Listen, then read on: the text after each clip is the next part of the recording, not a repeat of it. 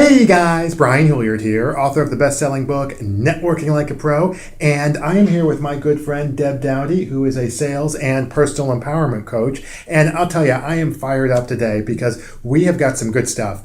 We have got 3 ways to grow your direct sales business while getting the work-life balance you deserve, and I know, Deb, you were with Mary Kay for over 20 years, if I'm not mistaken, and 16 plus years you drove for free as a sales director, and, you know, as somebody who had a family, kids, and all that kind of stuff, I know that you probably know a thing or two about growing your direct sales business, you know, while still getting the work-life balance you deserve. So maybe you can tell these guys just a little bit about your story and what it is that you've done to be successful, you know, doing that type of stuff. Absolutely. Well, thank you. Thanks for saying that. Yeah. And, you know, becoming a Mary Kay sales director and driving for you for all those years, over 16 years, like you said, is no easy feat. Right. And I had to actually learn to put systems in place right away. Okay. I had to become very masterful at a lot of different things very quickly. Okay. And part of that reason is because I came out of a very corporate background. Right. I was working for corporate America for over 10 years, and I was with the Walmart Corporation in management, so which meant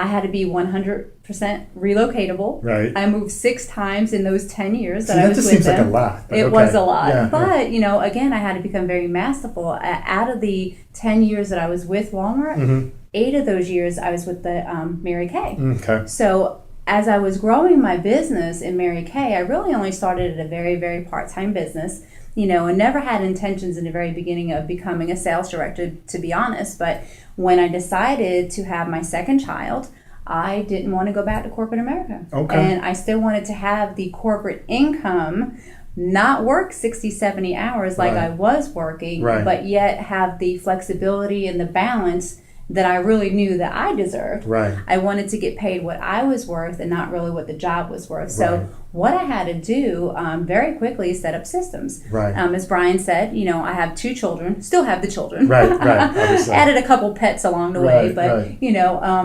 and when they were littler, I had to do certain things like, you know, cook for the family. I was married, 2 kids, you know, had animals as well. So on Sundays, what I used to do, sounds very, very simple, and it really is. But on Sundays, I used to sit there and cook for 5 or 6 days, all in one shot, freeze them, freeze the meals. This way, you know, whatever days I was out during the weekday, if that's what I chose, then the family could just pull something out of the freezer and get it. Okay, so we slipped in number 1. Just by the way, for those of you playing our board game at home, she slipped in number 1, which was being able to cook right off the bat, you know, have those meals ready for the kids, the family, things like that. So you can, go ahead, continue. And not that, you know, the husband couldn't cook. I just chose to want to have my family taken care of the way I wanted to. Right. So with that, I also, when they were little, I would also have them understand that when mommy was in the office, and even to this day, let me just reframe that. Right. Even to this day, when I'm in my home office, I used to tell the family, please do not come into my office while I have office hours. Right. So that's another one. Did you have a little sign hanging on there? Actually, office I did. Hours? You know, like an elephant do or not something. disturb. Right. But I said, you know, when mom is in the office and I'm working and you hear me, you know, do not come in the office unless you are bleeding or the house is on fire. Right. And I meant that. Right. So, you know, my husband at the time, he was, we say parenting, we don't say babysitting. So he was parenting, and they all knew that rule. Right. But part of the reason why I say that, and I say it kind of joking around, but is that I set office hours and I also set hours outside the home of when I was actually doing my parties. Right. So they knew, you know, like on a Tuesday and Thursday, I was gone consistently. Right. You know, and I may have just gotten off of work at Walmart at 7 p.m. and went right to a party at 7:30. Right. So I had specific days that I went out to do my business.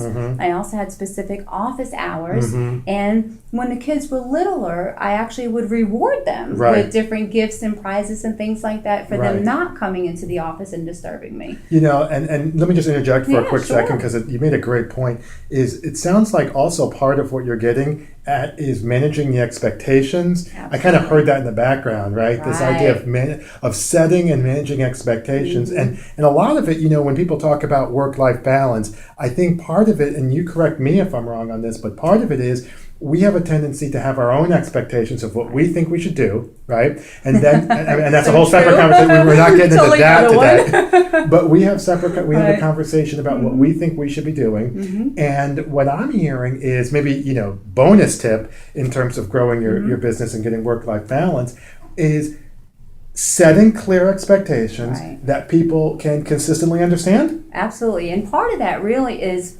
treating the business as a business. Right. And I had to take it serious. Right. Because if I didn't, how in the world, was my or your family going to take it seriously? Right. So if we don't put the time in and we don't schedule office hours, if we don't schedule things like we were at somebody else's business on their time clock, how in the world are the kids, the family, whoever else is there in the home going to take it serious? Right. And the other thing is if you don't, then they really think that it's a part-time hobby. Right. And they start looking at that and saying, oh, well, you don't have to do that right now. Right. You just come back and, come play with us. Right. Or come, let's just go out to dinner where, cook me dinner. Right. And give me some you ice have cream. Nothing else to do. Let's walk the dog. Right? Let's do some laundry. One of the things, and I talk about this myself in terms of, trying to be successful and getting the work-life balance is, it's being able to have definitely some of these things in mind, like you just said, the cooking, the treating it seriously, but the other thing too, and I think that this might be a good point for people, is a lot of times in direct sales and network marketing, I find a lot of people spend a lot of time chasing rabbits. Oh, yes. Right? So what they do is they're going out and they feel like they're trying to be everything to everyone, and they're trying to do all of this stuff, and I need to recruit, and I need to recruit, and and this is what I need to do all of this stuff, and I need to get this, and I need to do this, and I got to chase this person around. Right. And I guess, again, for those of you keeping track at home, this is tip number 3, which is you got to understand who your target market is. Absolutely. You got to understand who your target market is, and it's not everything to everyone. And that's contrary to maybe what you've heard in the past. And I apologize if that's the case. I'm going to push back and say that may or may not have been the right advice for you at that time. Because when you have a clear understanding of who it is you're working with, whether it's women, whether it's men, maybe it's people, if you're in a health situation like a health and diet, maybe it's people who are in health and wellness, maybe it's skincare, and maybe probably predominantly women for that. But get a clear idea as to who your target market is in the first place. And if you don't know, take a look at your market now. Who are your customers? Who are you working with? Who were the people that you have engaged with, right? And allows you to be able to be successful. Because here's the best thing that I tell people all the time. I tell people is that you cannot, the biggest time waster, time guzzler is chasing rabbits. Absolutely. It's trying to convince someone that they need to use your service. Right. You know what I mean? But by the way, do you even know if I can afford your service? You have no idea. Or that I even want your service. All they know is that they think you should use their service. Right. And then what they do is and you know what, it's the Pareto principle, which says that 80% of your time is spent on, it's actually the other way around. 20% of your time it gets 80% of the results. Right. Okay, it's the Pareto principle. And one of the things I see a lot of direct sales professionals do the exact opposite. They do, because sometimes they come from the premise of, well, let's just throw enough mud on the wall. Right. Some is going to stick. Right. Let me just give out my card to everybody. Right. Because somebody wants what I have. Right. Instead of really fine-tuning who their niche market is and going after that. And they treat it like you're just kind of like ferreting out things, like I'm going to go, I've never gone hunting, by the way, but I'm sure maybe you guys have. And, I haven't. Okay. Well, whatever. From what I understand, they